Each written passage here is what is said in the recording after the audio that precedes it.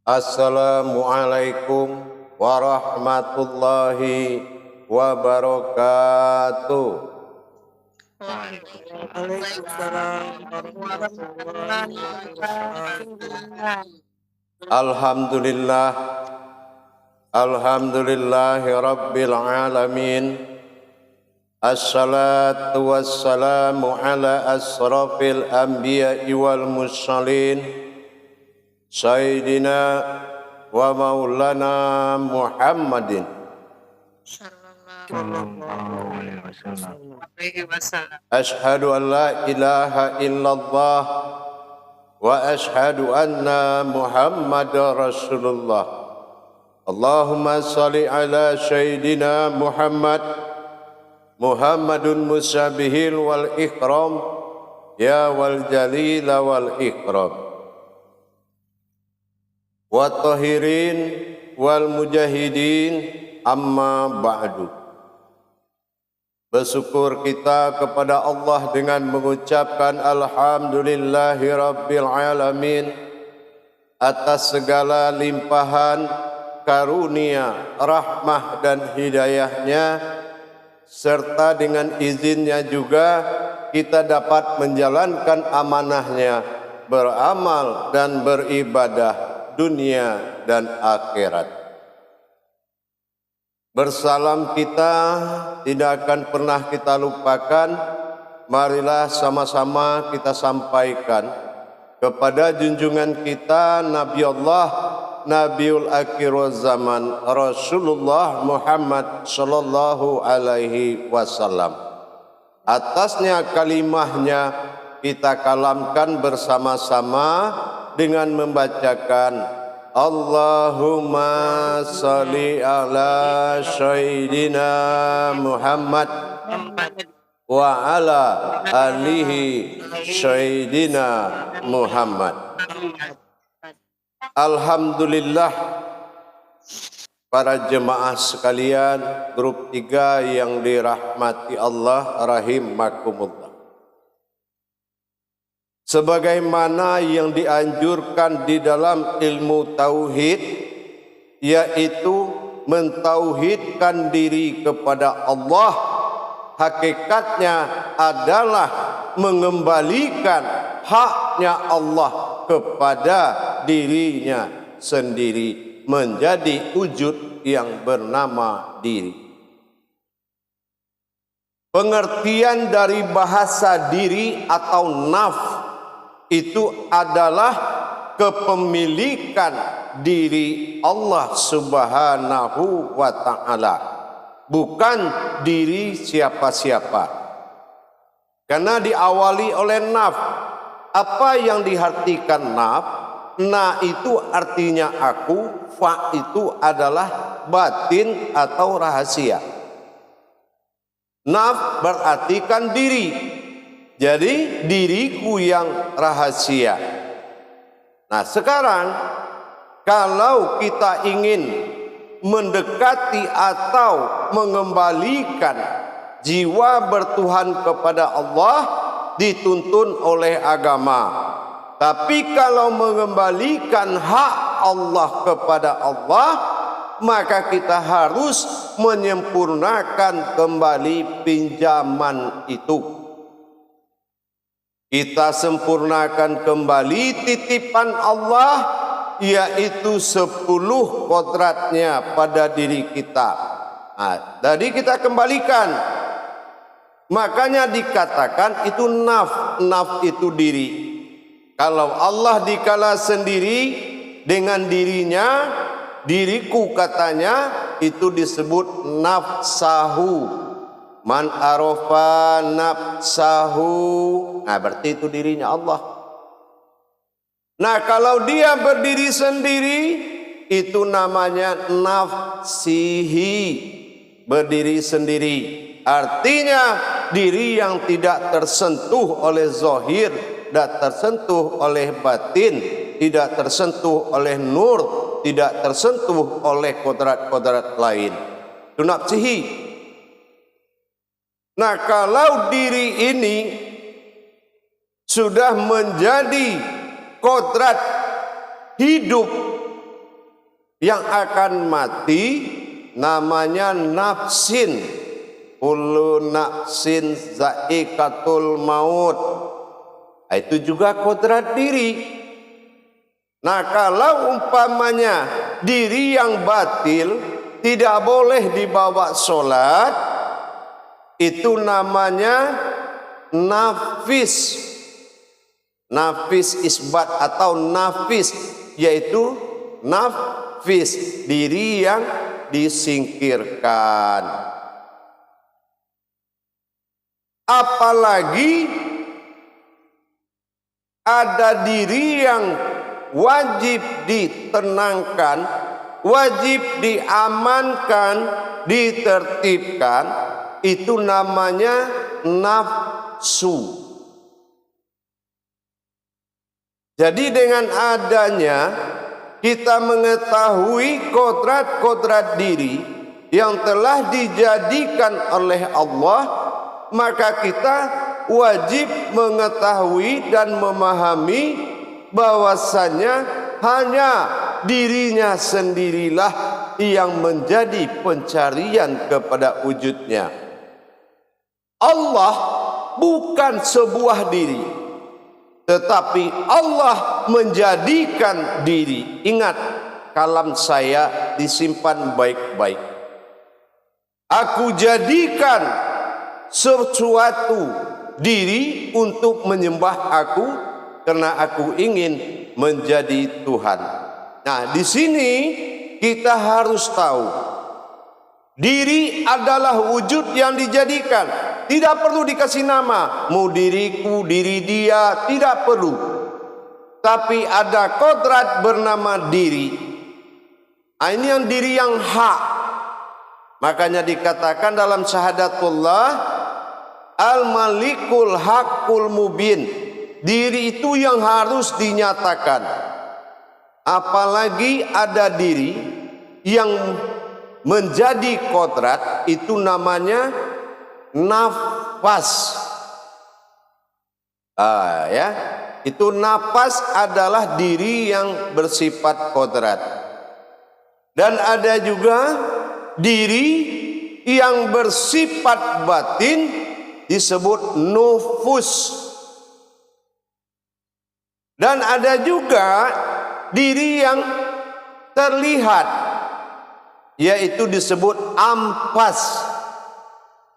Dan ada juga diri yang beribadah seperti nah itu disebut tanapas. Itu diri-diri batinnya Allah. Napas, tanapas, ampas, nufus.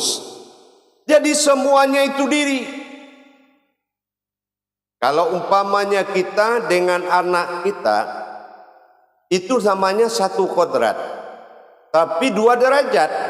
Yang satu bapak atau ibu, yang satu anak. Nah, kita dengan Allah yang satu diri, yang satu wujud. Diri dizahirkan untuk menyembah, wujud untuk disembah. Inilah diri. Jadi kalau kita merasa sebuah kodrat diri dari Allah, kalau dirinya yang mencari dia, mana ada kesusahan? Tidak ada kesulitan. Tapi kalau kita mendekati Allah dengan kemampuan kemanusiaan, kemakhlukan, keumatan, ya disitulah. Di makhluk, di kemanusiaan, di keumatan, ada akal, ada nafsu, ada sifat ragu-ragu, ada sifat yakin. Tapi kalau kodrat dirinya yang mencari, nafsnya yang mencari, Allah akan membuka pintunya. Allah akan membuka pintunya. Begitu jemaah. Jadi kita laksana sebuah kodrat bernama diri. Ini yang naf. Man arofa nafsahu. Barang siapa yang mengenal diriku, nafsahu. Aku berdiri sendiri, qiyammuhu binafsihi. Jadi yang dinamakan kodrat diri adalah wujud yang dijadikan. Kalau Allah bilang, Allah katakan, hanya diriku yang mampu menyembahku. Al-hadun, al-ahadun, wa ma'buduni al-wahidun. Hanya diriku yang mampu menyembah aku sendiri. Diriku itu maksudnya apa? Diri yang dia buat. Bukan diri seperti kita mengatakan, ini diri aku. Bukan begitu. Allah tidak boleh diprasangkakan dalam bentuk, dalam nama. Tidak boleh. Allah itu wujud, ada, iman di situ terakhir. Jadi kalau kita sudah merasa kodrat diri oleh Allah, merasa diri, berarti yang berdoa ini adalah dirinya. Ya Allah, tolonglah aku ya Allah. Tapi kita sudah merasa kodratnya Allah, yaitu dirinya. Loh, ternyata memang benar kan?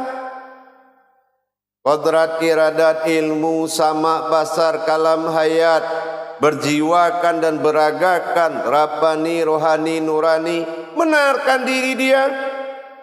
Tapi yang 10 amal besar tadi dia mengalami banyak tingkatan-tingkatan dirinya dari yang 10 tadi. Inilah yang kita tingkatkan iman tauhid kita. Semakin banyak perbendaharaan kaji kita, semakin tinggi derajat kita di mata Allah. Tapi kalau sedikit pengalaman kita, perbendaharaan kajian tauhid kita, semakin kecil hikmahnya Allah di dalam diri kita. Makanya diwajibkan bagi kita mengkaji dan mentadabur diri. Tapi jangan lagi kita mencarikan diri kita. Tidak ada diri kita, tidak ada diri dia. Yang ada diri yang berdiri. Bersyukur kita para jemaah sekalian. Jadi Tuhan tidak mungkin ada umat yang bisa. Tidak mungkin. Tapi kalau Tuhan mewujud ke dalam dirinya, siapa yang bisa larang? Karena ada 5 hubungan tauhid dengan Allah. Ada wahyu, ada ilham, ada la'duni, ada irhas, ada khodam. 5 hubungan tauhid kita dengan Allah. Besar harapan kita. Maka biasakanlah hati dan batin kita mengakui kodrat diri yang dijadikan oleh Allah itu adalah kita yang maujud seperti ini. Makanya setiap kajian diri berakhir ke Tuhan. Setiap kajian diri berakhir kepada Allah. Kenapa? Karena memang kodratnya semata. Jadi tidak ada lagi bahasa diri, kita, diriku. Di dalam usia kandungan perjalanan 6 bulan masa bayi dalam rahim, bayi itu pernah bercerita, ya Allah, kalau di dunia nanti nama saya siapa? Apa Allah bilang? Siapapun namamu, itulah namaku. Kenapa Allah katakan begitu? Allah melihat huruf dari nama, tidak melihat kata. Ya, contoh taati. Ya, nah, ta ibadah zahir, ti ibadah rohani, beribadah zahir dan batin. Nah, seperti itu. Allah melihat huruf, makanya dia bilang, siapapun namamu, itulah namaku. Nah, jadi mari kita tingkatkan iman kita menuju sebuah pengakuan yaitu bernama diri. Nah, inilah meskipun di Al-Fatihah sudah kelihatan na'an'amta alaihim, yang sungguhnya batin yang terlihat itu adalah diri Tuhan, tetapi tidak cukup diakui, tapi harus dipraktekkan dengan adanya menghilangkan keakuan kita dan mengakui kepemilikan wujud oleh Allah bernama diri atau naf.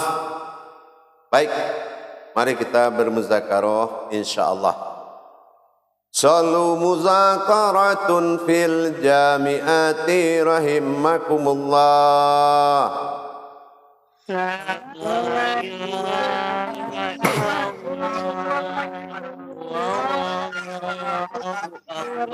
Baik, silakan juru tabliknya, tidak moderator lagi ya.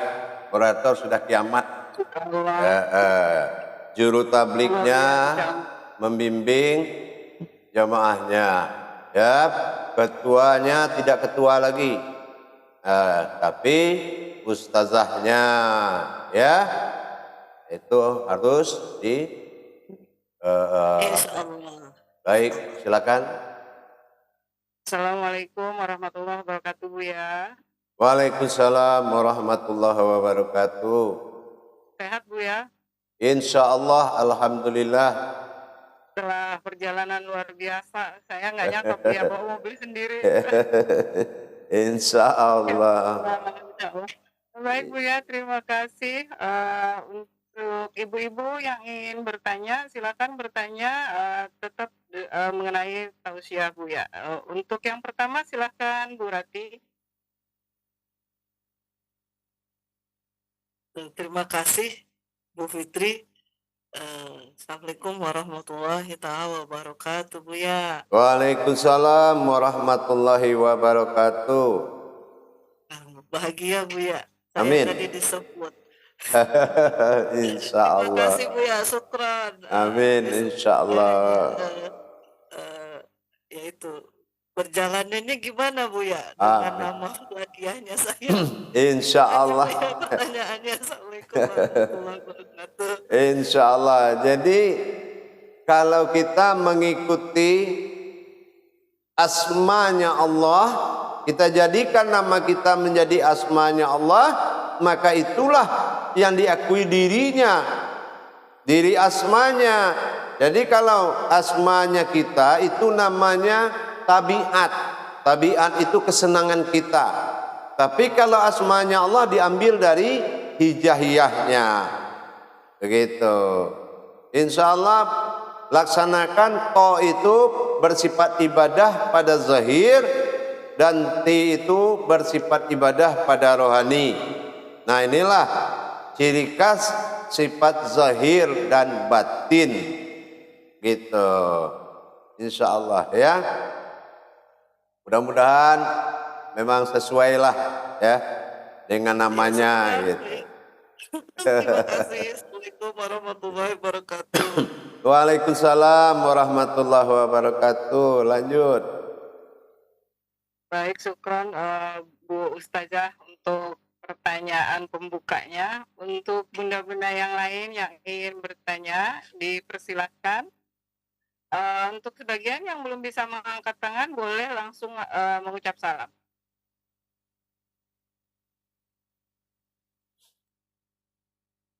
Bu ya, sepertinya belum ada yang ingin bertanya. Saya tertarik dengan rahim tadi. Yang saya pahami itu kan kalau Allah, rahim itu tempat bermakamnya Allah ya, Bu ya. Iya, betul. Tempat bermakamnya Allah, yaitu dikatakan rahim makumullah, ya, rahim makumullah. Oh, makanya rahim makumullah. Itu makanya namanya rahim makumullah. Jadi rahim tempat bermakamnya Allah, begitu. Ya Allah. Ya. Satu lagi Bu ya, boleh? Iya, silakan. Saya tertarik dengan nama tadi. Kalau sama nggak ya kalau nama kita dibolak-balik seperti kodrat alif lam mim itu kan dibolak-balik tetap aja artinya sama sama gitu. Kalau nama kita dibolak-balik apa tetap sama juga, Buya? Tidak, beda. Beda. Ya kenapa? Nama kita itu kan kodratnya tidak kalimatul hak. Oh, Iya, tapi yaitu kalimatul hakikat ya. Nah, jadi hakikat sifatnya. Gitu. Audio yang terbuka tolong diperhatikan. Ibu Nurdam bisa dimatiin audionya.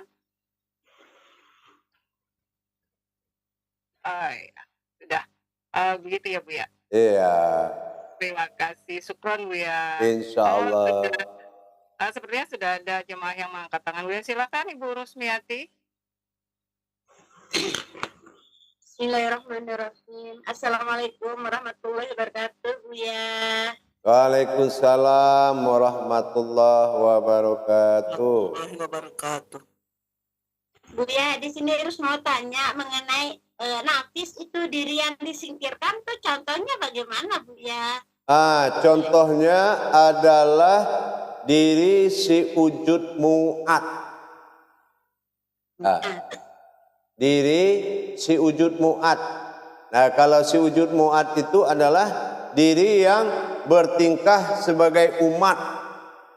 Makan, minum, tidur, jalan-jalan, nonton, segala macam yang bersifat umat. Itu. Nah, itu dikatakan diri nafis. Itu paham?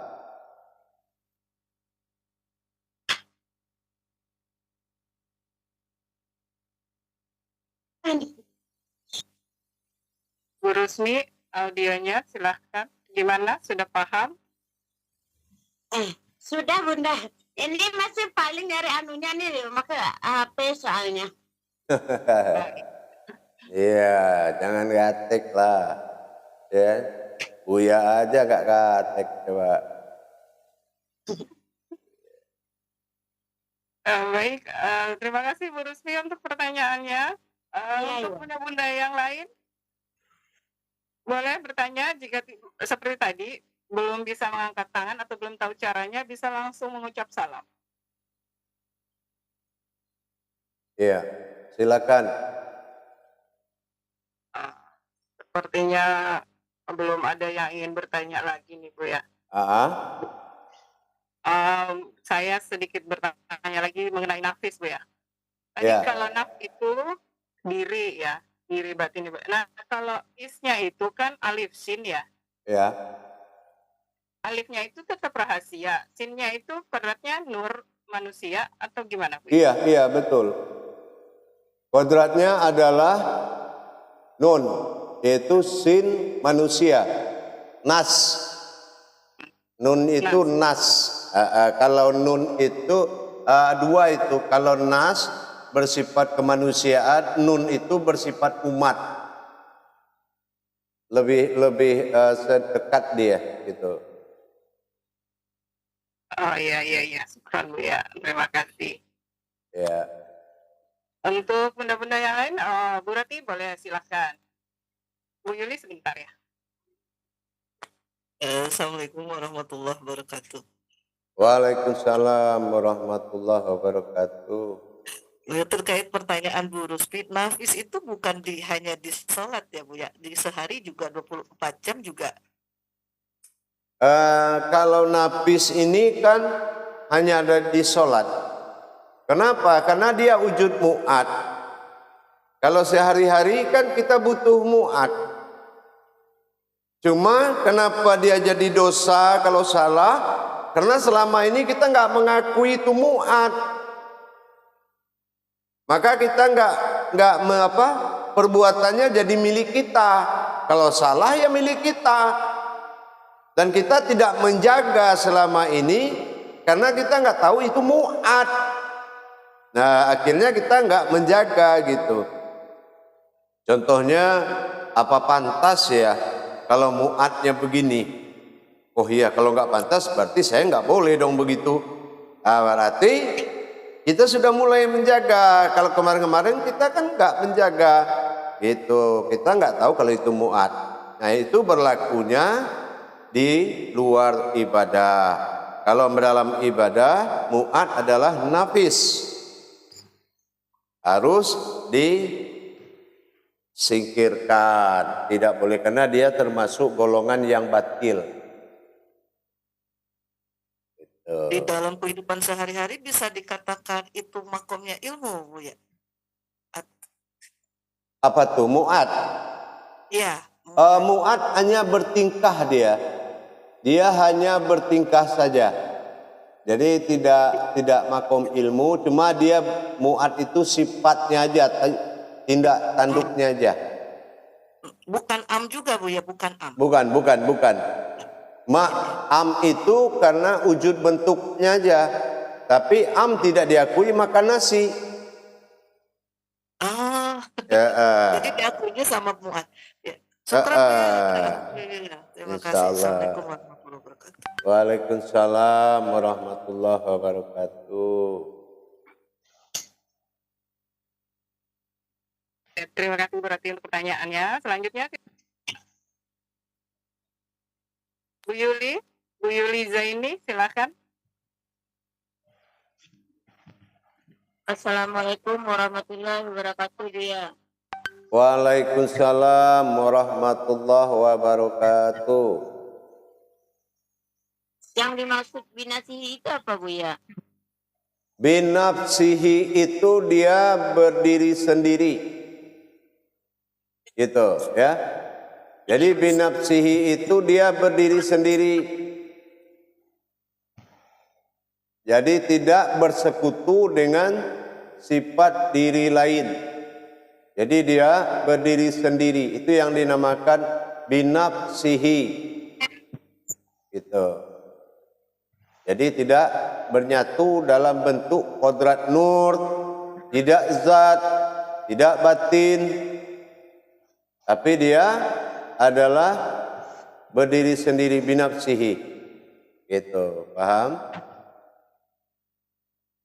Paham Bu ya, insyaallah. Terima kasih Bu ya. Assalamualaikum warahmatullahi wabarakatuh. Waalaikumsalam warahmatullahi wabarakatuh.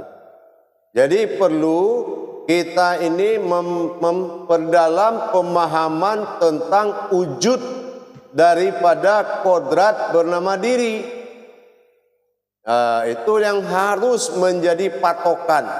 Kesadaran harus ke tingkat arah pemahaman tentang kodrat ini adalah diri. Jadi kita jangan lagi mengakukan, itu tujuannya.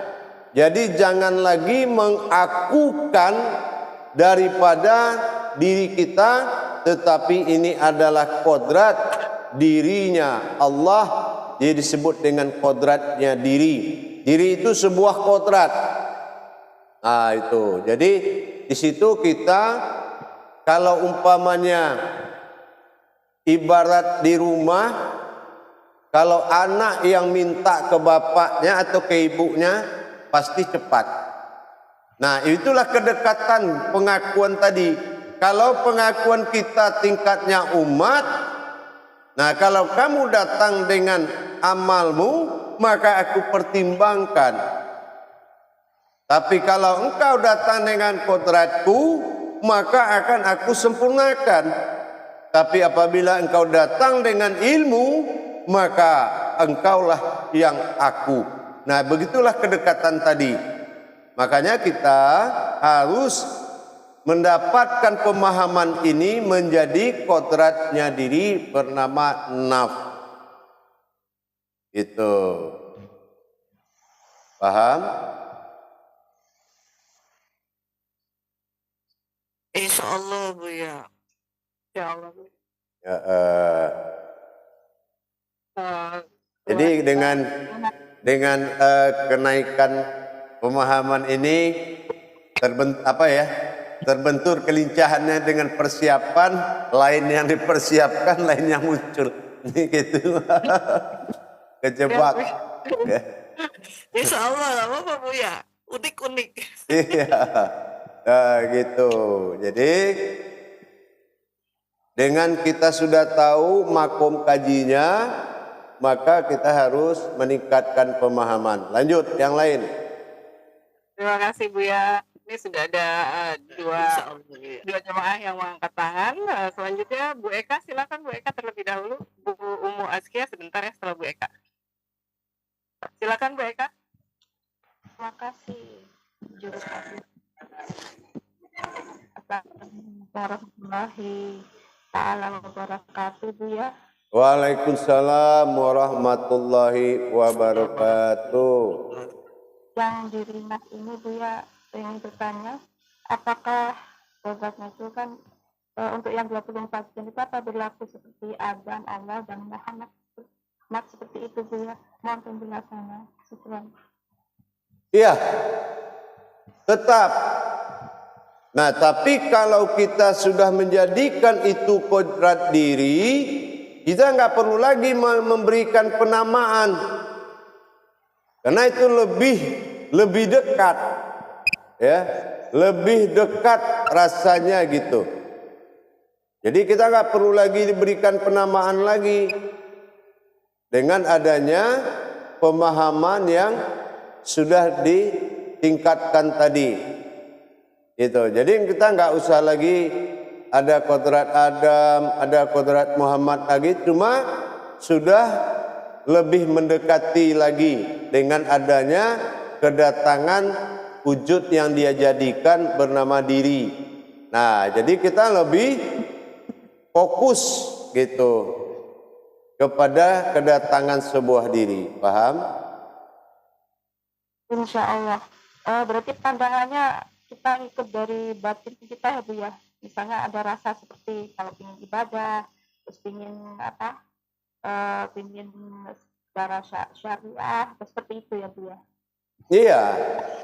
Jadi gimana ya kalau namanya diri dia yang datang, kayaknya PD-nya semakin tinggi. Nah gitu.